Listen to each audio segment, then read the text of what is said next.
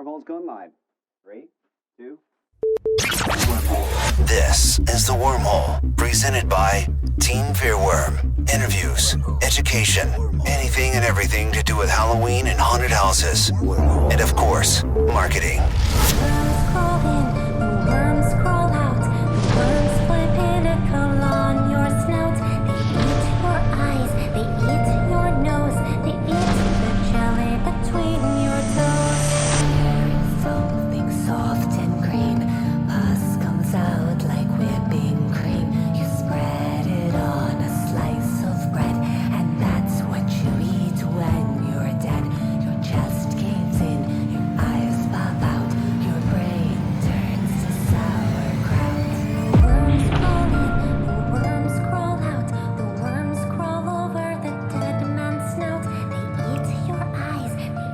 Well, hello, everybody. Welcome to today's FearWorm Wormhole, and we've got a fun conversation today. We have someone new we want to introduce you to, and then we're going to talk a little bit about some craziness from 2021 haunt season, and we're going to look forward to 2022 and some things happening at Transworld. But first, I want to bring in some FearWormers you might know. And I'm going to start with FearWorm co-founder Ernest Corder. Everybody, I think, knows Ernest. Hello. Hey. And then I think it's safe to say to bring in everyone's favorite FearWormer and social media expert. And this is going to be FearWormer Laura. Now, Hello. why is it that I get to be the favorite? Because you're pretty much the favorite. That's just how it goes. This is a fact. I'm sure people will come back in and start going, yeah, Laura's our favorite. That'll be the number one comment. Well, I appreciate your vote for favorite FearWormer, but hi, everyone. Happy Friday. Yes, it is Friday. And we wanted to jump on because we have someone special that we want to introduce you all to.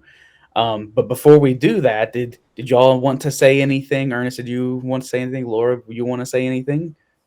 No, I was just thinking that watching the intro got me kind of excited. You know, it's like, oh man, must be like haunt season, must be like Transworld season. We're watching that video, you know, seeing all the action, seeing all the faces we work with there. So it's exciting to see that. Yeah, this is like it's the FearWorm Wormholes. You know, it's rearing back. I think we have unofficially called this season 3. You know, Yeah. of the wormholes, and we've got some guests already lined up. I think we're going to maybe talk about and tease, you know, a little later. Laura, did you want to say anything before we bring in our guest? I'm just excited to get back to these wormholes. I'm excited to get back to some of the education that we provide. You know, of course, I love talking all things social media. So we'll have some seminars and things for you guys. Free education. You can't beat that, right? So I'm excited about that. Awesome. So without further ado, I guess we should introduce our newest full-time FearWormer, Miss Tashana Smith. Tashana, how are you? Welcome to FearWorm. Welcome to your first wormhole. Hi. How nervous or excited are you on a scale from 1 to 10? I'm pretty excited, just a little bit nervous. Yeah. Are we supposed to be nervous? I didn't realize that. Yeah. Oh no. All right. I don't think you're supposed to be. Okay. Well, so we'll make you nervous because Tashana is a woman of many skills, as in actress. You sing too, right? I do. Yeah. Yeah, you sing and comedian. And so one day we're going to put on like a FearWorm talent show or something on one of these, and everybody will have to like share their talent. So I got to come up with a talent real quick. But I was about to say, now I'm going to have to come up with a talent. Great. yeah. So Tashana is our newest full-time FearWormers. Now, last year, Tashana, you helped us out a little bit as like a contract worker specifically with our email marketing campaigns, but you're now full-time FearWormer, so welcome.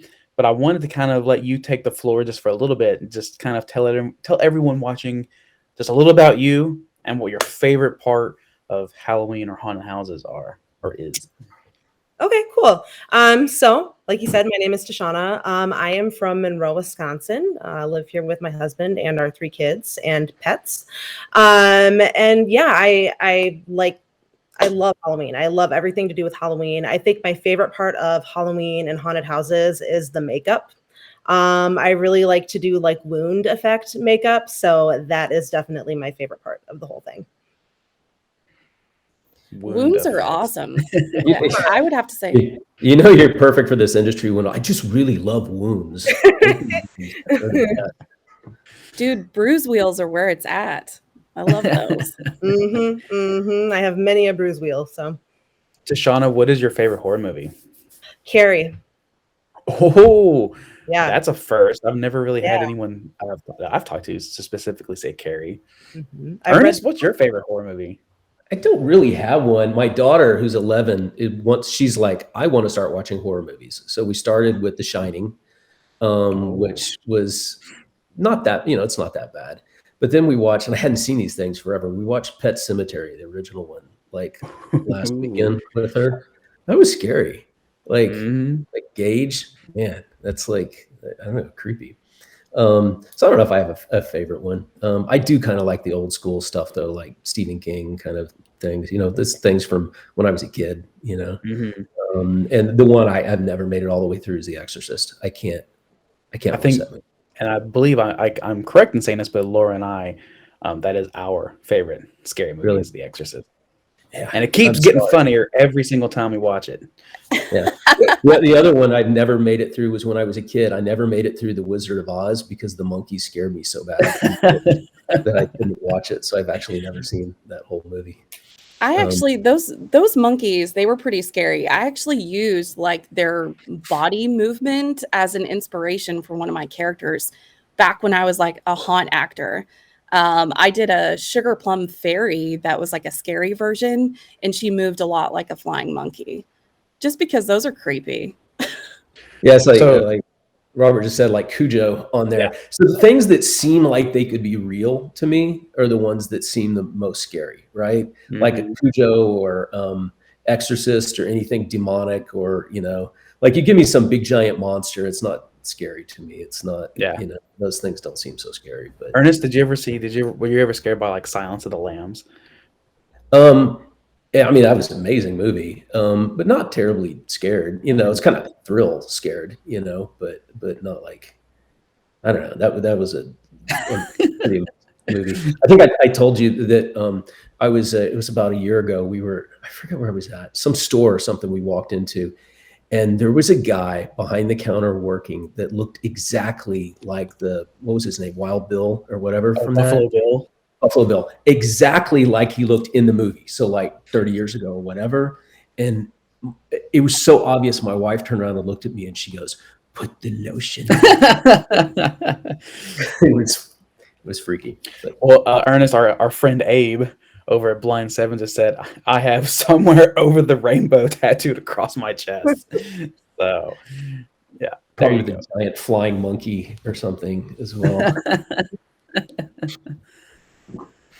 So right. Tashana, yes, welcome. And I guess we can also then go into talking a little bit, kind of alluded to this in the intro, but this is the first wormhole. We've had a chance, our last wormhole, we had Rich from Transworld on talking about some 2022 Transworld plans. And I think we're going to have Jen and Rich back on a little before Transworld to really kind of finalize and talk about some things that have been more finalized, I guess, but prior to the show. I think we're shooting it 2 weeks before for that. Yeah. Right. Yeah. Yes. Yeah. And so make sure you're paying attention and following the FearWorm page for that. But on today's wormhole, we wanted to take the team and recap our thoughts on 2021. Since this is our first wormhole that we can all discuss this, I think we should go maybe around the table and talk about our thoughts from last year.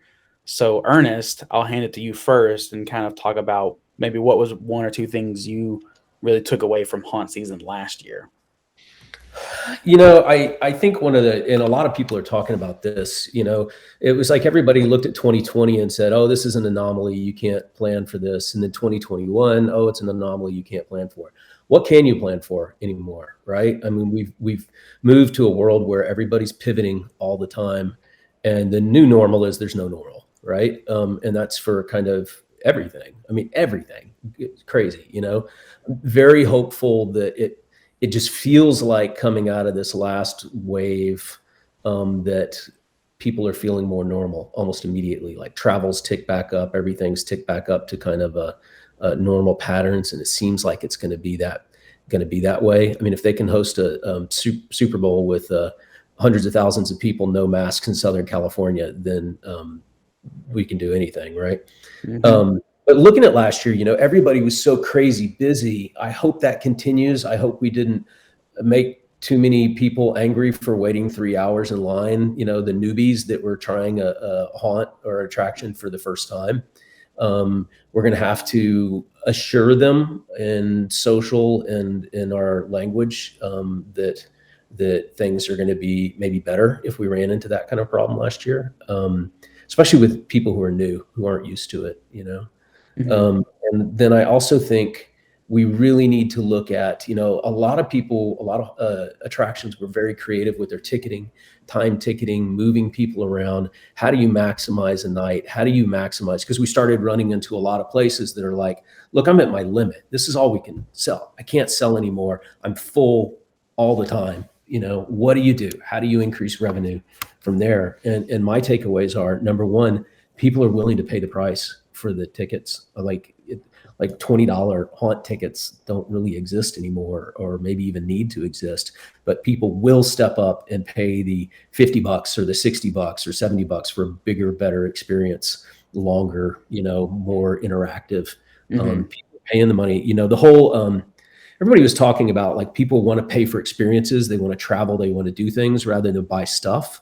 And my feeling is the last 2 years have it was already on that trend, and it just accelerated that by 5 years or something. It's like we went straight to it, right? Straight to all the way. I'm in for experiences. So if I'm going to bother going there on my Friday night, I'm going to spend the extra money to get the biggest experience. So how do people make more, you know, from those problems last year, challenges with too many people? How do you adjust that this year? It's, hey, if you know you're going to sell every ticket on Saturday night, Friday night, the 2 weekends before Halloween, then know that every ticket you take away from that night and move somewhere else, you're going to replace it with somebody else that Saturday anyway.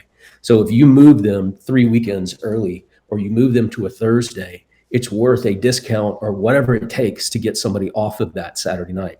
If your capacity is 3,000 on Saturday night and you take away 50 people to another night, you're still going to sell those other 50 tickets, you know? Mhm.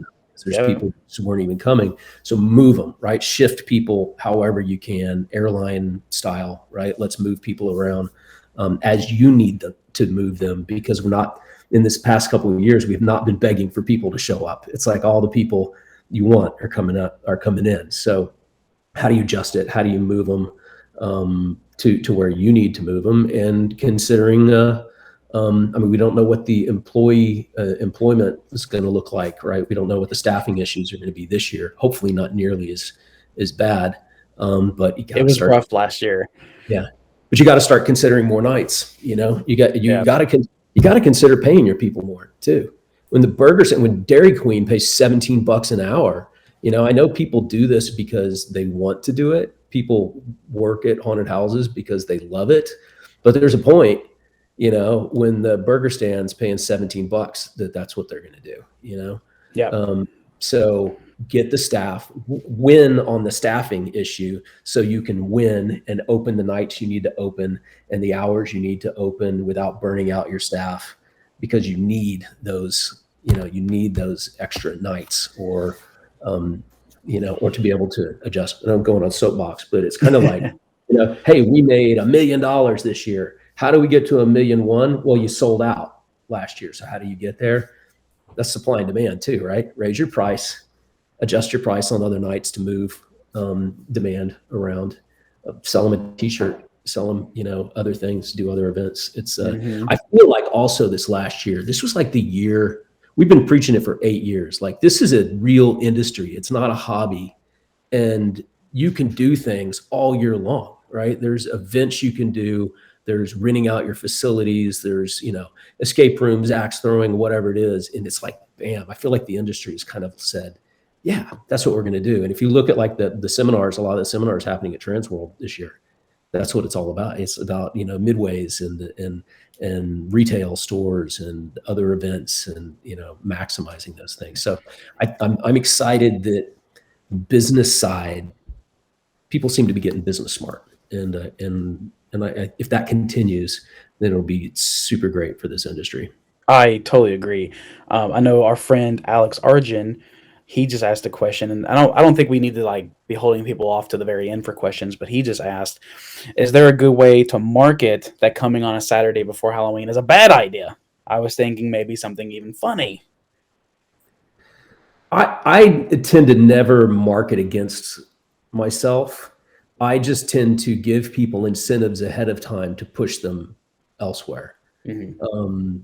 Rather than stating it, come another night, it's cheaper. They'll find it, right? Do the coupon code, do something to push them around. And make it worth it. And you can focus your advertising, right? Focus on a coupon code for a Sunday, and that's where you're pushing your ads, because on Saturday the 23rd or whatever it is this year, you're going to sell out, or you're going to sell.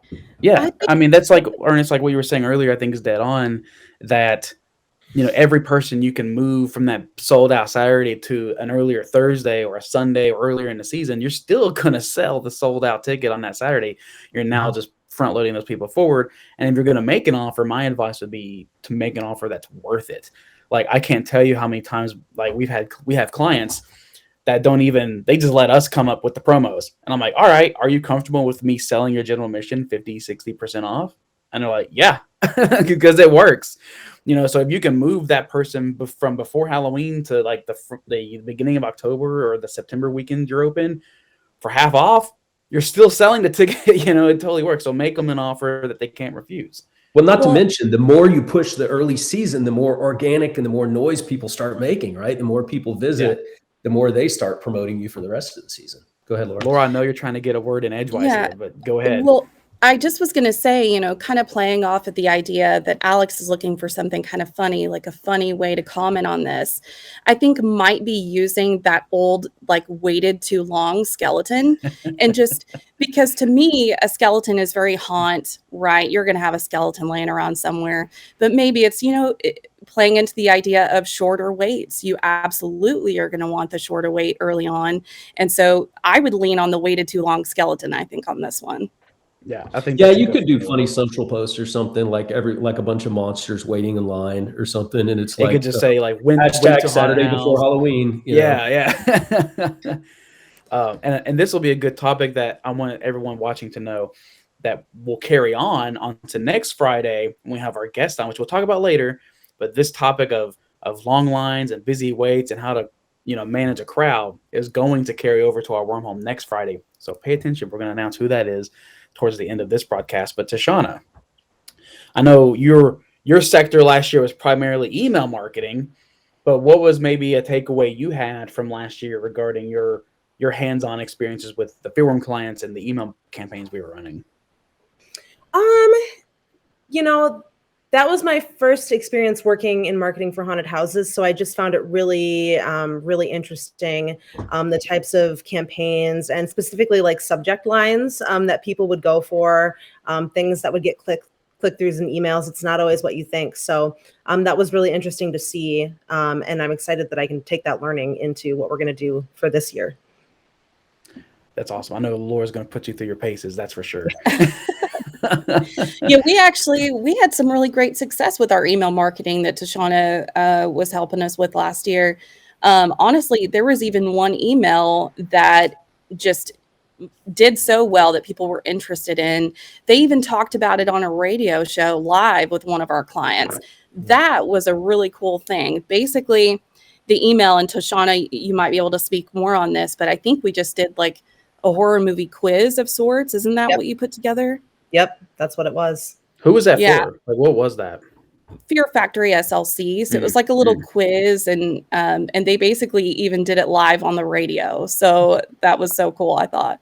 But just like anything else, right? That's original content. It's like content's king, right? Original content, really good content. It was like we did I forget who shared it, but we as FearWorm did here's social media things you can post about all year long, that calendar y'all made. And one of the other forums or something like shared it like in their emailer saying, hey, this is a really cool thing FearWorm came up with. It was shared because it was good content, you know? Yeah. And I'm glad you brought up Fear Factory, because I want to tie this in a little bit into this question we just got from 13 Skeletons, who's asking, is time ticketing a practical option? And I think that answer depends on where you are currently with your haunt and your current attendance. If you're the type of haunt that you have just a single ticket that you can buy online, it's good for any day of the year, and you may be busy at the end of October, but your beginning of October could be selling out a little better, then time ticketing is probably not a practical option for you right now, because you need to kind of further, at least in my thinking, you need to further out that crowd a little more evenly. And once you really start selling them out, then you can start introducing time ticketing for that. And all it is just a way to manage your crowd. Laura, I didn't know if you had anything to say on this, but I know Fear Factory, you know, they are experts at crowd control and managing hordes of people. And I know they have a seminar coming up at Transworld, Fear Factory, Salt Lake City, who is a client of FearWorms, but Spencer, Terry, and Heidi from Fear Factory are going to be talking about managing crowds, because they do monstrous numbers, you know, nearly 70,000 people coming through the haunted house, and they didn't have a wait longer than an hour, I don't think. So they're experts at it. So yeah, I think it was even lower than that. That's what Spencer Yeah. was talking about. He's like, yeah, sold out all night. Nobody waited more than 30 minutes or something like that. Yes. It's like, Yeah, they definitely have it figured out, the team at Fear Factory SLC. So that's a great comment, Tyler. I'm so glad you kind of plugged their seminar. I think that's going to be where a lot of people that had wait time trouble, you know, this year, that's a seminar to go to. And I have to say, time ticketing, you know, it doesn't really work for everyone, because it's, you know, it may just not be a great option for you. You're not there yet, but it's also the way that you handle it on site. I think time ticketing might be a good option for you, but maybe you're not managing your lines right. Maybe you're not, you know, keeping people to that time. If they're arriving late, you're just putting them back in the line. You know, there are some problems, I think, with time ticketing. So it's not just this solution that when you go and add time ticketing, everything's going to get better. You like one of definitely our need to clients learn was how to do talking it. about, like, you know, you have a time ticketing and there's a group that comes in and they bought their tickets days ahead of time, but then, two more of their friends want to come, decided they want to come. So now what do? It's sold out for that time period. Like one of our clients had figured out a solution of add-ons that a group can add people on and stuff like that. So I think you have to be creative based on how many different tickets do you sell? How does it work? What's your throughput? I hear from different people that different markets around the country are like everything is time ticketing. I mean, here in Texas, in Austin, Texas, everything's timed, right? Everything you do is timed. You get your reservation. Even small restaurants are on reservations, and you know your movies and your everything is timed, and we expect it. And I actually want it, because then I know my time is my time. Instead, I'm not going to go there and have a problem. But you may have areas where crowds just aren't as much of an issue and people just aren't as used to time ticketing. I know one of our clients went into a new market this year and was like, yeah, people are just not used to this. And it was you know, like a different thing, you know, for that market. Yep. Long term, everything's going that way. Everybody wants convenience. Everybody wants to know their time at the movie and their seat at the movie and at the haunt, at the concert, at the everything you do, right? At the restaurant. We want to be in control, and that's a control factor. So, you know, we're all good. There's so many benefits for it. It's just a matter of how it works for you. And you're right. I think if you haven't sold that many tickets or whatever, you want to take as many people as you can, right? Because if they show up at 7:00 and they have to wait till 9:00 to get in, fine. At least you're not, you know, turning them away because they thought there was nothing available for 7, you know? So. I think if you're also one of these events that would be considered kind of like a Scream Park type event, where you have a large kind of general common midway area and a bunch of attractions, that can be a little difficult running time ticketing, because it's like, okay, now you've got different times running on different attractions across the whole spectrum of your event. That can get a little hairy, but I know there are events that have figured it out. And yeah, and like Well, it some of just those too, depends. there's a lot of things to do there, and you want people to stay. You don't want them to show up and leave 30 minutes later. You want them to come for a couple hours. But at Yeah. those, it's like, oh, I showed up. Well, what's the next time slot available for the haunt? Oh, well, it's 7:30, 9 o'clock is the next one. Cool. Put me in the 9 o'clock. I'm going to go play games, drink a beer, watch a band, whatever it is that I'm going to do for the hour and a half. That's great. Then you got a lot of people there buying Right. stuff. And I know that's a big focus in the industry right now. Like, I'm glad to see the industry kind of like starting to cross this wave of how do we monetize every other aspect of our event, whether it's merch sales, ticket upgrades, extra little add-on events like the 5-minute escape rooms, jelly ball, axe throwing, like all of these things. Like, I'm glad to see, and Ernest, you mentioned this earlier, of how the industry is evolving to like be this destination for a broad spectrum of entertainment all throughout the entire year. And so I think that's a good thing. Oh, absolutely. I mean, hey, you know what? The more money, as marketers for Halloween, for me, the more money somebody can make, the less pressure they have on Halloween to I mean, go ahead and spend the money, make sure it rocks, and it's a little bit less of a do or die situation, when you're covering your nut for the 10 months out of the year, and then you can make a bunch of money in the two. Yeah.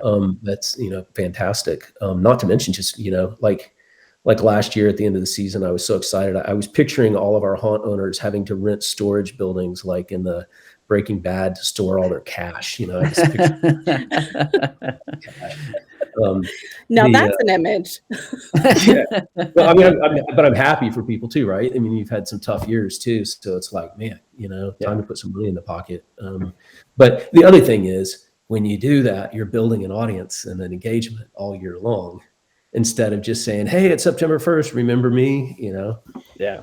And on that, I want to pass it to Laura and ask Laura, what was one or two of your takeaways from last year, and could you even maybe allude on what Ernest was hinting at? Well, I can say, man, gosh, there are definitely a few takeaways when it comes to social media. Um, you know, eh, the importance of being present year round. We saw huge gains with with a specific client that we actually manage their social media year round. Dark Hour actually had a couple years where they just were not open because of, well, everything we've been going through.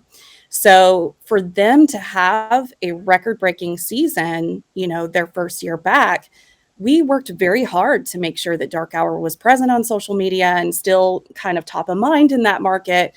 So to me, absolutely something that we're calling Fear All Year is so important, and that's basically just year-round social media. This is a service that FearWorm is going to be offering. So definitely look for more on that. But I have to Transworld say, booth 1119. yeah, come talk to us about what you can do, January, February, March to still be present. And we definitely have lots of ideas and we'd love to help you with your social media. But with that being said, there are definitely some things that we learned, I think, social media wise, things we're going to be keeping in mind, for 2022. One of those specifically is bots. We saw in many markets, we had some trouble with fake profiles like on Facebook and things like that. They'll get in there and, if you have a post that has some trigger word or something that bot technology is looking for, all of a sudden you're going to have a problem on your hands. They're commenting, they're sending people that follow your page and comment on your posts, messages and getting them to click links that are not good for them. It's a mess. They'll create fake profiles that look like your profile using your pictures and things like that. I know that Facebook is trying to combat this, but we're going to have to strategize to kind of work against it for sure.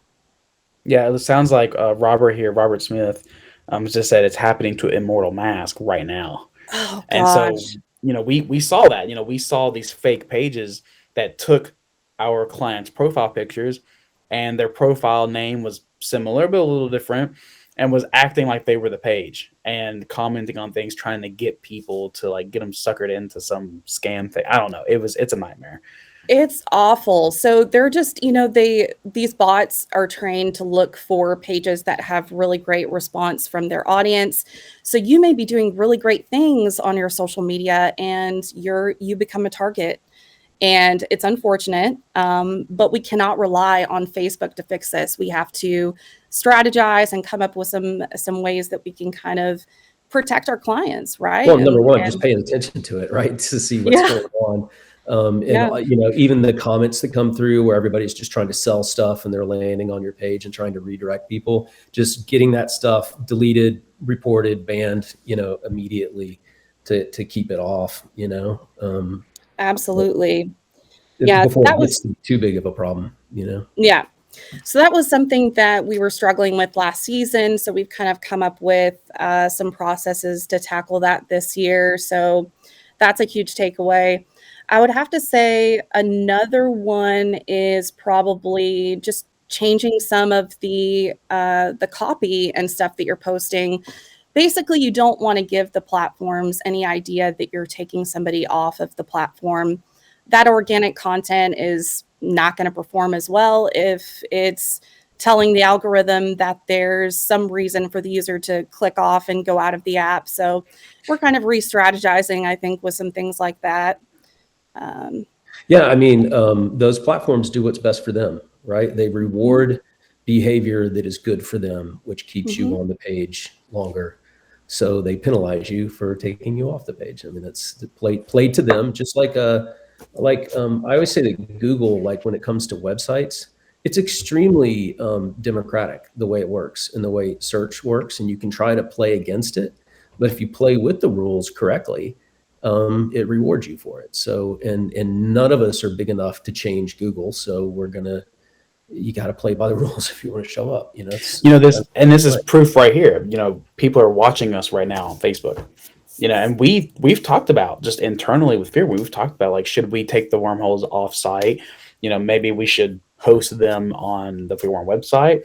Should we gate them with some type of email sign up or something? And we were just like, no, like, this Facebook wants this right here. They want us engaging with everybody on There's also their words that we network. don't say while we're Right, on these. exactly. There's things we don't say specifically while on these because we know Yeah. it sets things off. So, Mm-hmm. yeah, you got to unfortunately kind of play by that rule. Mm-hmm. What about TikTok? Tell us about that. Oh, I can. Yeah. So, Should I tear into it, or should we just let Laura hype it up? well, I guess just to kind of like finish with that, I'm glad you brought up TikTok. So TikTok is a little bit of a struggle. I'm sure it could be news to some of you that maybe TikTok has made some pretty huge changes lately that is making it difficult for scary or shocking content. What is a haunted house? Scary and shocking content. So I know some of the really great top performers on TikTok that are in our industry. We're even seeing last season just some performance drops. Things aren't doing as well. And then now there's even like, to me, it's like they're not even letting your content hit the FYP if it has anything crazy in it. We had one video that we were just sure that it was going to go viral. And within like, oh gosh, maybe like the first 10 minutes of it, TikTok posted a big thing on it and basically said, it was shocking content. You had to click to accept that in order to view it. And it just didn't go anywhere after that. So we're going to have to make some big shifts, TikTok wise, just to even get our clients seen on TikTok. So we definitely have some ideas to combat that as well this year, which I'm really looking forward to because we've got some great ideas for our clients. But goodness, that's Well, going to be it's unfortunate, too. because TikTok is taking so much time away from the other platforms with young people, especially, and it's Yeah. not as good an advertising format as Facebook or Instagram or any of these others. It's certainly, I mean, we do the advertising because we have to be there because the audience is so huge and so correct. But when you have to, make it so milquetoast just to get it to play, it's a problem. That was the issue I saw. It was a nightmare of an ad platform to use from our end of things. But like you say, Ernest, it's like we have to be there because that's where the audience is. A lot of haunted house audience are younger people, and that's also it's this, and this is why it kind of sucks for us, because young people, I mean, young people love horror. You know, horror movies are really, they're made for young people. And you know, you think about the young people demographic, and a platform like TikTok is like, they're going to play it safe no matter what. You know, they want the 13 and 14-year-olds to keep using TikTok, but they don't want to, you know, to upset the parents because, you know, Jimmy saw, you know, something horrifying and now is not sleeping at night, you know? And so it's this duality of like, you know, for the history of horror movies, they've been made for young people. They're all, if you look at the, you know, the original Friday the 13th, you know, it's all about the campers, and you're off on, you know, on a camp. You know, Nightmare on Elm Street, it's the young high schoolers, it's the young people that are having the bad dreams. Like, they're made for young people. But it seems like no one else gets that message except us. Yeah, Well, I I feel mean, like but maybe there's some alternatives too, right? You have Reels, you have Mm-hmm. what's the YouTube thing we were talking about? The YouTube Shorts. yeah, shorts. There's just other things that we can do. They may not have as big an audience, but you know, play them all, right? Yeah. I mean, I'm seeing more and more Reels. I mean, more companies using that, Yeah. obviously. So. Yeah. That's a big thing. You know, I'm excited to see what further build out YouTube does for advertising in the YouTube Shorts. But I will say, you know, TikTok has taken the lead now. They've taken the top position of market share over Instagram, which is huge. I feel like TikTok is going to start combating, you know, they basically have taken Instagram over, right? TikTok is huge. To me, I think they're going to start presenting content, or you know, preferring content that's more educational. So they're going to start, you know, trying to combat what YouTube is doing and mirror what they're doing. So I know for sure the Chinese version of TikTok has 15-minute videos. We have 3-minute videos now on TikTok, but can you even imagine a 15-minute TikTok video? That's kind of insane. But the fact that the Chinese version is kind of testing that right now, I feel like that could be headed here to the States And you soon. you think TikTok is doing that to combat with YouTube? I feel like they're looking at YouTube and they're seeing this library of how-tos, really great educational content. I think, you know, Gen Z, they're definitely very smart. They know that maybe they can get this education on YouTube. And so now TikTok is kind of like, well, let's keep them on TikTok even longer and give them some of that content that they're looking for on YouTube. So, Ernest, you'll have to watch TikTok to learn how to replace the light switch in your office. Yeah, it's probably not going to happen. Yeah, I don't know. I mean, it's weird. I mean, I'm way too old to be like main target market for TikTok to make that comment. My 11-year-old, you know, she was telling me the other day that I need to pass my TikTok ideas by her first, and she's like, I've been on here since it was Musically, you know, before, because they bought Musically or whatever, and she's right. But I don't know. I mean, but these are all short attention span audiences that want to watch 10 seconds, 15 seconds. They don't even want to watch 3 minutes. It's like, it's all about little short stuff, right? So I don't know. We'll see if that, and TikTok has always been about fun, right? It's make me laugh. It's about, you know, levity and fun and humor and discovery of those kind of things. You know, music. I mean, think about it. The Musically, I mean, that partnership, or them buying that out. So I don't know if I want to go there to learn how to install it. You know, it just seems against what it is. You know? I don't know. So I know we've gone around. I wish it would just go away and be taken over by something else, so we could advertise on it and market. Yeah, right. It's there, so we got to deal with it. So I know we've gone around and recapped, you know, our thoughts from last year. I want to look ahead a little bit. Looking into the future of haunt season 2022, or maybe even just looking ahead as far as Transworld goes. But Laura, what's something that you're maybe looking forward to this haunt season or this year, moving into the social media realm of things?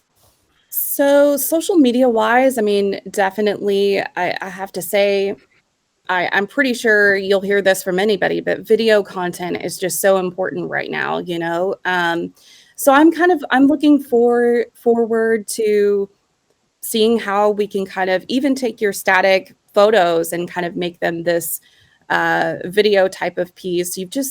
To me, video's great. I love making all those pieces for our clients.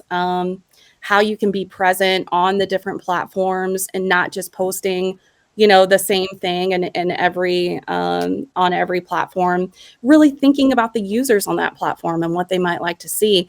I have to say, I'm excited about the TikTok challenge. I see this as a way for me to kind of come up with some creative ideas to still get our clients seen and keep their accounts growing on TikTok.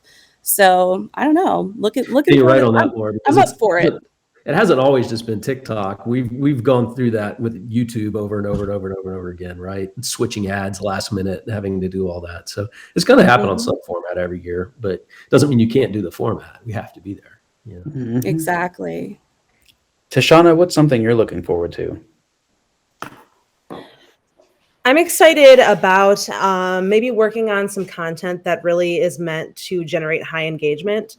I think there's some really cool stuff that you can do. We sent out that email on Monday about the different ideas for social media and generating engagement. So especially with haunted houses, I think that there's a lot of fun stuff that you can do. So I'm excited about that.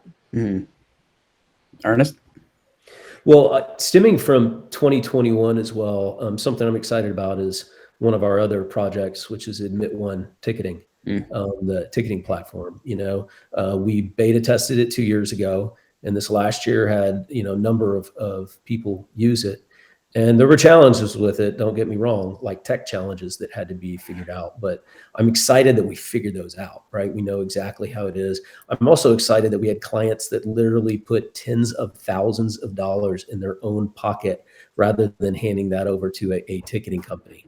That's a lot of money. Not for us. We didn't like get rich off it or anything. But like I always tell the clients, I'm like, take half that money, put it in your left pocket, take the other half and go increase your marketing with it. And I'm really excited. That is, you know, there's disruptors and everybody tries to be a disruptor, but that's one that's, you know, another one of those things that has like super positive. It's like, oh, wait, you keep your data. Oh, you control what you're selling. Oh, you put that money in your pocket. Awesome. You know, it's just it was a great thing for a lot of people. And I look forward to that being a lot smoother this year because we figured out a lot of things with it last year. And I'm excited I like our clients to make a lot of money. I just, Yeah. not just for money for, you know, us, but for them, because it just makes everything so much stronger. You know, after this last year, everybody's like, yeah, I think I'm going to open escape rooms, or I'm going to do an event at St. Patrick's Day, or I'm going to do something else, or I'm going to open up, you know, A second location. a second location or whatever, right? It's great. I mean, there's money can do a lot of good things for you when somebody's, you know, doing well. It allows them to expand. And like I said, make this industry bigger. You know, I've always been pushed, you know, since day one, when I came in this industry, it was like, grow the industry, make it business, you know, make money, do all these things, because everybody's just so self-centered on the, like, I want to make it the scariest or whatever, you know, like that's cool, but it's a business too. And I'm excited to see that progress over the years because it makes people, when people aren't worried about paying their employees, that's when they can really start thinking big and thinking new ideas and come up with really great stuff. Like one of our clients this last year, TerraVault up in San Francisco, they didn't have the show the year before. So they were like, we don't even know if we're going to have it this year. So they went really crazy on their ideas and they were like, did it for themselves. And it was such a smash hit, right? It was so successful. People loved it so much. And they were like, we would have never pushed our ideas that far if we thought, you know, if we would have thought about it too much. But it was like, just do it, you know? Yeah. And wow, you know, look what that did for them. So Yeah. Those are also success stories I love. I can't wait to see what those guys do this year.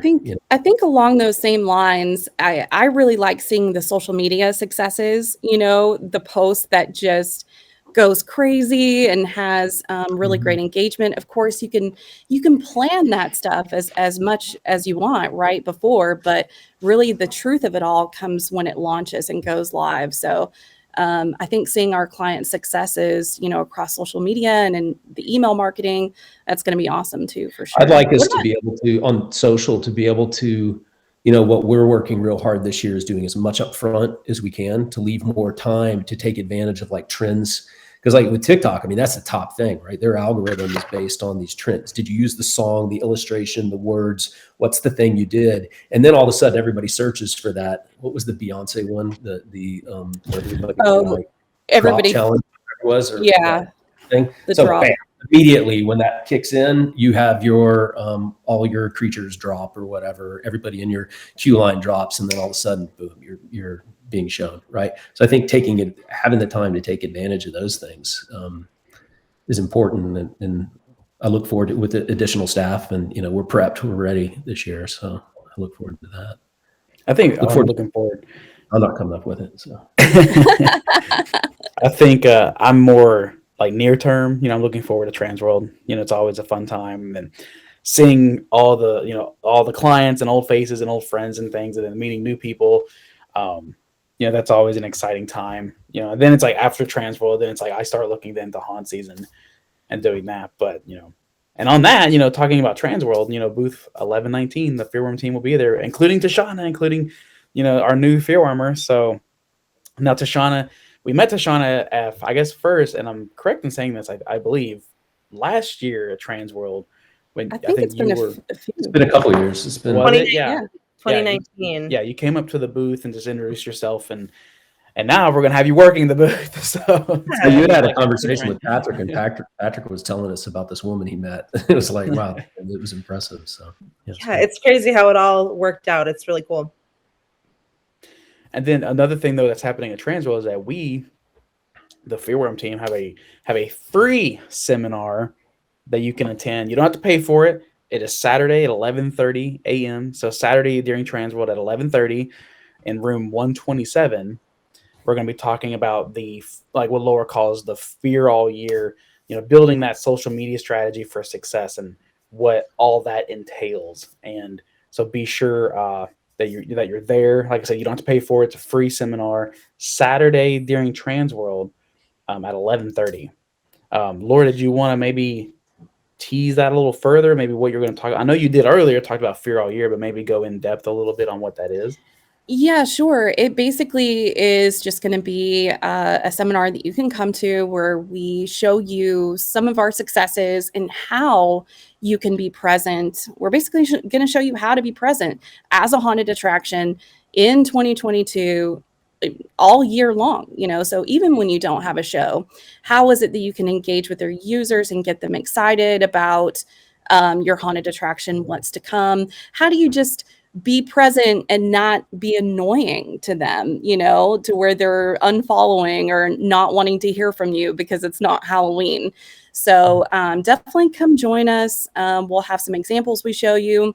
We'll show you how we schedule out a year of social. To me, I feel like by the time you leave that class, you're going to have notes of ideas and probably even have a lot of your social media, at least ideas for it planned for the year. So come join us. It's going to be fun.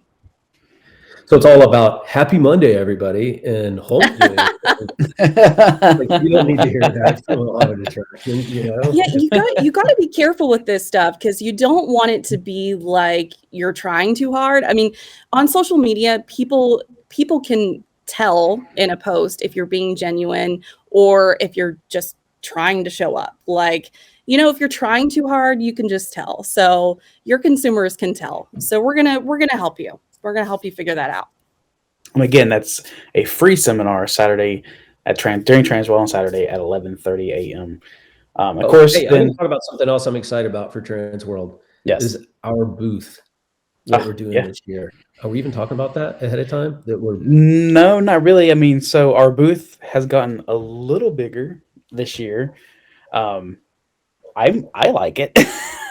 No, but I'm excited about it because we always try to have meetings or people come by and we're actually trying to do business, and you get it interrupted 1,000 times and it's loud as hell, and the guy comes by with the chainsaw and the air horn and everything. So we built an office. We're building a room within the Transworld where we can go sit and have a monitor and a table and work things out, brainstorm, come up with ideas. Sign agreements, whatever. Just get some real work done. There may or may not be snacks.